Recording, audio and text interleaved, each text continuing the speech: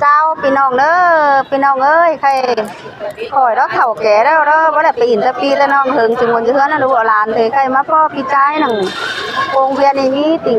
มาพ้อกันหน่อยนึงแค่จิอินโต2-3คนทั้งจะปังโอ้โหเพิ่งปังตะเบเด้อพี่น้องเอ้ยแค่จะเป็นว่าเป็นจังแซ่บพี่น้องเด้อนี่แต่มวนว่าเอาวันหน่อยน่าเกี่ยวเอาป้าบ่มื้อเอาน้องๆเนาะนิ่งหัวเจอเดินยัง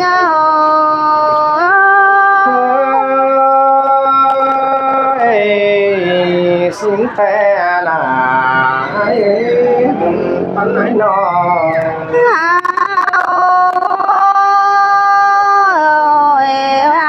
แค่นี้สานเตือราก็ว่าสันหลังเกินเล็บเป็นน้องไม่โนแค่ว่าสันฟังว่าสันเสียงเกินได้หาปีหักลาหัวเจอเดินยัง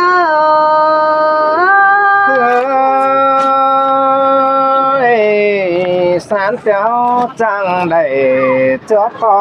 คงเวียนมึงฝากนอกฟ้าหัวน้อยน้อง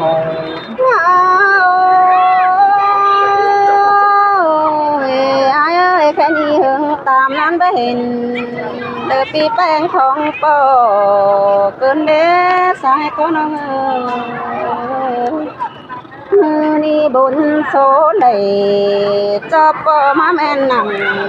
กงเบียนเมืองฟ้าเฮานี่เด้อปอนาปีหักลาเด้อก้นเสียงเอียวคุยน้อง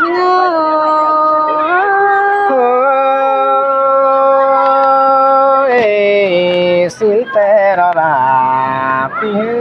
กังเขาเรียกกันน้านี่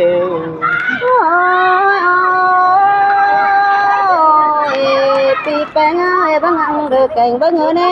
น้องนาโนยาบาเอิงตามมาได้เห็นปีไอ้ทองโปแต่นะว่าปีเด้อจะลืมเสียดาน้องให้เธอจะรักตั้งไกลได้ปีหักลาเธอป้นเสียงไกลหางยิง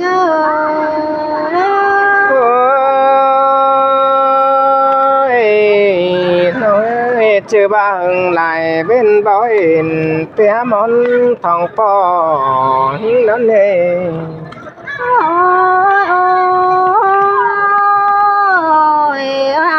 แค่นี้เจ้าน้องนามึงนี่นะโตหลวงเลย